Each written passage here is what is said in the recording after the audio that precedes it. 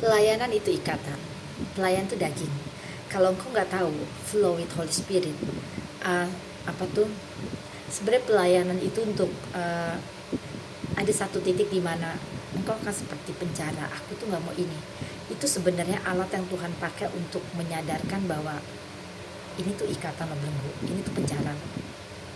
Aku tuh untuk memperkenalkan untuk membuat sini kita tuh apa ya? Kayak orang di penjara gimana sih dan pengen terbang bebas gitu. Jadi makanya Paulus bilang pelayanan roh. Waktu kita hidup dalam Holy Spirit, pelayanan kita adalah Tuhan sendiri bersama dengan Roh Kudus, hanya mengalir sama Roh Kudus. Dan ketika Tuhan bergerak, kita diutus, itu pun hanya sesaat. Contoh kayak waktu Tuhan utus ke JKI, waktu Tuhan utus ke GBI, waktu Tuhan utus ke Advent, tapi di mata mereka kita adalah orang biasa. Karena yang mereka lihat orang biasa, sama seperti kejadian Tuhan Yesus. Yang mereka lihat Tuhan Yesus adalah manusia biasa, padahal dia Tuhan. Tapi orang yang dari Allah, dia akan tahu itu Roh Kudus atau bukan, maka dia akan menerima apa yang Tuhan sampaikan itu dan mengerjakan itu. Tapi kalau orang itu manusia yang tidak dibaharui dengan kesombongan Lucifer yang di dalamnya, mereka akan reject. Jadi keadaan kita itu sama dengan seperti waktu Yesus di bumi.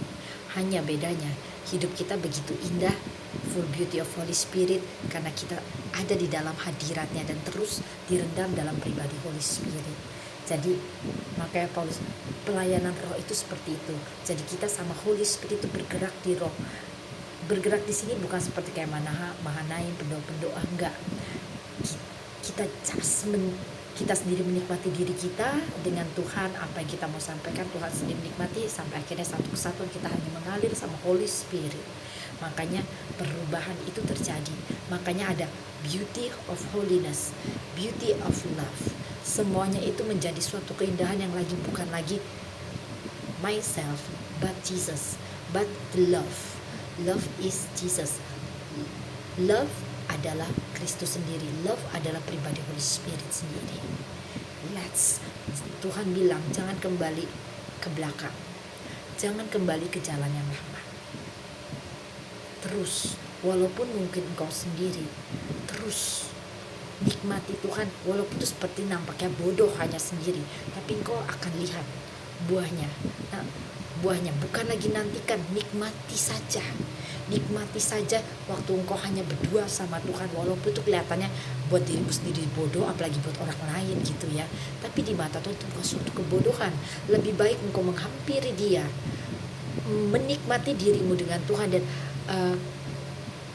sebenarnya itu adalah pada saat engkau melakukan itu, engkau sedang membuka kebodohanmu, segala sesuatu yang kau tidak tahu, yang itu dagingmu itu sedang lagi, kulit itu lagi dilepas, yang selama ini tuh engkau tuh gak tahu apa-apa gitu, cuma tahu dari gereja hamba Tuhan, tapi itu sebenarnya engkau sedang membuang cangkangmu untuk melihat real Tuhan. Dan sebenarnya apa sih Roh Kudus itu, sebenarnya apa sih saya ini, dan apa sih yang saya mau tentang hidup ini dengan Tuhan, dan saya mau tentang pribadi Holy Spirit, dan apa sih yang saya mau hasil akhirnya itu dengan Tuhan.